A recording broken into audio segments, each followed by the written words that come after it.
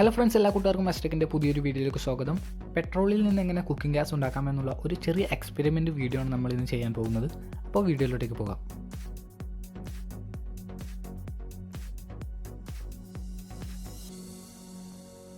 ഇതുണ്ടാക്കാൻ വേണ്ടി ആദ്യം തന്നെ വേണ്ടത് ഇതുപോലുള്ളൊരു പ്ലാസ്റ്റിക് ബോട്ടിലാണ്. ഞാനിപ്പോൾ 1 ലിറ്ററിൻ്റെ 3 ബോട്ടിലുകളാണ് എടുത്തിട്ടുള്ളത്. 1 ലിറ്ററിൻ്റെ ബോട്ടിൽ തന്നെ വേണമെന്നില്ല, 1/2 ലിറ്ററിൻ്റെയോ അതുപോലുള്ള ഏതെങ്കിലും ബോട്ടിൽ നിങ്ങൾക്ക് യൂസ് ചെയ്യാവുന്നതാണ്. ഓക്കെ, ഇതിൻ്റെ അടപ്പ് ഊരിയെടുത്തിട്ടുണ്ട്. ഇനി ഇതിൽ 2 കുഞ്ഞു ഹോൾ ഉണ്ടാക്കിയെടുക്കണം. അത് ഹോൾ ഉണ്ടാക്കുന്നതിൻ്റെ എളുപ്പത്തിന് വേണ്ടിയിട്ട് അതിൽ 2 മാർക്ക് ചെയ്ത് കൊടുക്കാം. ഓക്കെ, ഇപ്പോൾ മാർക്ക് ചെയ്തിട്ടുണ്ട്. അതിനുശേഷം നമുക്കൊരു വാട്ടർ ലെവലിൻ്റെ പൈപ്പ് കൂടി ആവശ്യമായിട്ടുണ്ട്. ഈ പൈപ്പ് കറക്റ്റ് ഇറങ്ങിപ്പോകാൻ പാകത്തിൽ വേണം ഹോൾ ഉണ്ടാക്കിയെടുക്കാൻ. നല്ല വലിയ ഹോളൊന്നും ഉണ്ടാക്കാതെ കറക്റ്റ് ഇറങ്ങിപ്പോകാൻ പാകത്തിലുള്ള ഹോൾ ഉണ്ടാക്കിയെടുക്കുക. ഇപ്പോൾ സോൾട്ട് ഞാൻ ഉപയോഗിച്ചിട്ടാണ് ഹോൾ ഉണ്ടാക്കുന്നത്. ഓക്കെ, ഇപ്പോൾ 2 ഹോൾ ഉണ്ടാക്കിയെടുത്തിട്ടുണ്ട്. അതുപോലെ തന്നെ നേരത്തെ മാറ്റി വെച്ച ആ ബോട്ടിലിൻ്റെ 3 അടപ്പിനും അതുപോലെ ഹോൾ ഉണ്ടാക്കിയെടുത്തിട്ടുണ്ട്. ഇനി ആ അടപ്പുകളൊക്കെ ആ ബോട്ടിൽ തന്നെ തിരിച്ച് ഫിക്സ് ചെയ്ത് കൊടുക്കാം. ഓക്കെ, അതിനുശേഷം നമ്മൾ നേരത്തെ എടുത്തിരുന്ന ആ വാട്ടർ ലെവലിൻ്റെ പൈപ്പ് 4 പീസുകളാക്കി ഞാൻ മാറ്റിയിട്ടുണ്ട്. അതിന് ഇതിലോട്ട് എങ്ങനെ കണക്ട് ചെയ്യുന്നതെന്ന് നോക്കാം.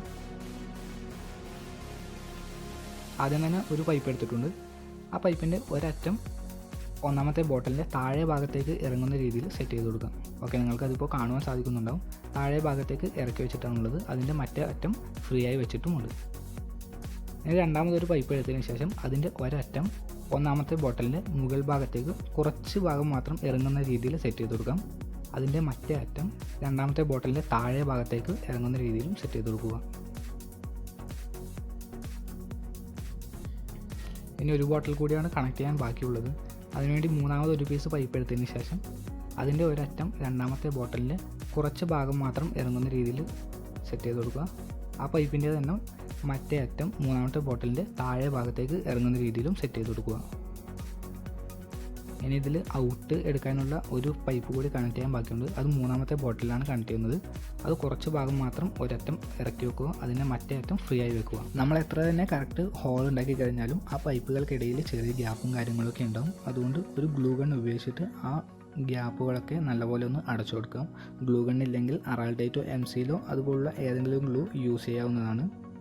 ഓക്കെ, ഇതിപ്പോൾ ഒരു അടപ്പിന് നല്ലപോലെ സെറ്റ് ചെയ്ത് കൊടുത്തിട്ടുണ്ട്. അതുപോലെ തന്നെ ബാക്കിയുള്ള 2 അടപ്പിനും നല്ലപോലെ ഒന്ന് ഒട്ടിച്ചു കൊടുക്കുക.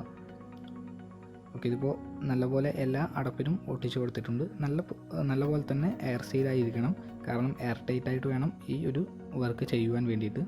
ഓക്കെ, ഇനി ഈ ബോട്ടിലിൻ്റെ അടപ്പുകളൊക്കെ ഒന്ന് ഊരി മാറ്റാം. കാരണം ഈ ഓരോ ബോട്ടിലും നമ്മൾ പെട്രോൾ, മണ്ണെണ്ണ അതുപോലെ തന്നെ വെള്ളമൊക്കെ ഫില്ല് ചെയ്യാനുള്ളതാണ്. ഓക്കെ, ഇനി ഒന്നാമത്തെ ബോട്ടിലിൽ മണ്ണെണ്ണയാണ് ഫില്ല് ചെയ്യുന്നത്. മുഴുവനായിട്ട് നിറയ്ക്കേണ്ട ആവശ്യമില്ല, കുറച്ച് ഭാഗം മാത്രം ഒന്ന് നിറച്ചു കൊടുക്കുക. അതുപോലെ തന്നെ രണ്ടാമത്തെ ബോട്ടിലിൽ പെട്രോളും മൂന്നാമത്തെ ബോട്ടിലിൽ വെള്ളവും നിറച്ചു കൊടുക്കുക.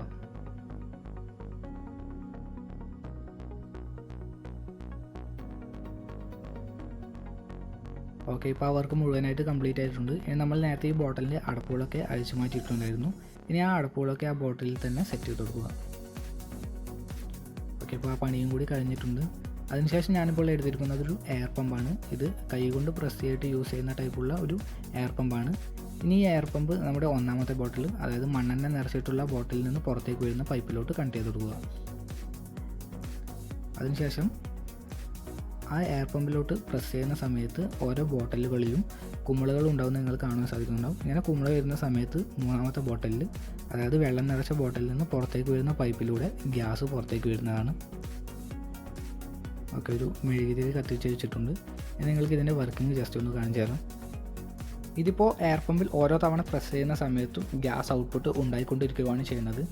ഈ എയർ പമ്പിന് പകരം ഒരു ഇലക്ട്രിക് എയർ പമ്പാണ് യൂസ് ചെയ്യുന്നതെങ്കിൽ കണ്ടിന്യൂസ് ആയിട്ടുള്ളൊരു ഗ്യാസ് ഔട്ട്പുട്ട് ഇതിലൂടെ ലഭിക്കുന്നതാണ്. ഇതിൻ്റെ ഔട്ട്പുട്ടിലോട്ടൊരു സ്റ്റൗ കണക്ട് ചെയ്യുക. അതുപോലെ തന്നെ ഇൻപുട്ടിലോട്ട് ഒരു 12 വോൾട്ട് ഇലക്ട്രിക് എയർ പമ്പ് കൂടി കണക്ട് ചെയ്ത് കഴിഞ്ഞാൽ കുക്കിംഗ് ആവശ്യത്തിനൊക്കെ ഇത് നിങ്ങൾക്ക് ഉപയോഗിക്കാവുന്നതാണ്. കുറഞ്ഞ അളവ് പെട്രോളിൽ തന്നെ ഒരുപാട് സമയം നിങ്ങൾക്കിത് യൂസ് ചെയ്യാൻ സാധിക്കും. ട്രാവലൊക്കെ ചെയ്യുന്നവർക്ക് ഇതുപോലൊരു സെറ്റപ്പ് ഉണ്ടാക്കി കഴിഞ്ഞാൽ നല്ലപോലെ ഇത് ഉപയോഗപ്പെടുത്താൻ സാധിക്കുന്നതാണ്. ഇനി ഇതിൻ്റെ ആ എയർ പമ്പ് ഇവിടെ നിന്ന് റിമൂവ് ചെയ്തിട്ട് വായ കൊണ്ടൊന്ന് ഊതി കാണിക്കാം. വായു കൊണ്ട് ഊതുമ്പോൾ കണ്ടിന്യൂസ് ആയിട്ടുള്ളൊരു എയർ ഫ്ലോ ഉണ്ടാവും. അപ്പോൾ നമുക്ക് ഔട്ട്പുട്ടിൽ കണ്ടിന്യൂസ് ആയിട്ടുള്ളൊരു ഗ്യാസ് കൂടി ലഭിക്കുന്നതാണ്. ഇപ്പോൾ ഇത് നല്ലപോലെ തന്നെ വർക്കാവുന്നുണ്ട്. ഒരു അത്യാവശ്യം നല്ല പവർഫുള്ളായിട്ടുള്ള എയർ പമ്പ് യൂസ് ചെയ്യുകയാണെങ്കിൽ നല്ലപോലെ തന്നെ ഇത് ഉപകാരപ്പെടുത്താൻ സാധിക്കുന്നതാണ്. അപ്പോൾ വീഡിയോ ഇഷ്ടപ്പെട്ടാൽ ലൈക്ക് ചെയ്യുക, ഷെയർ ചെയ്യുക, സബ്സ്ക്രൈബ് ചെയ്യുക.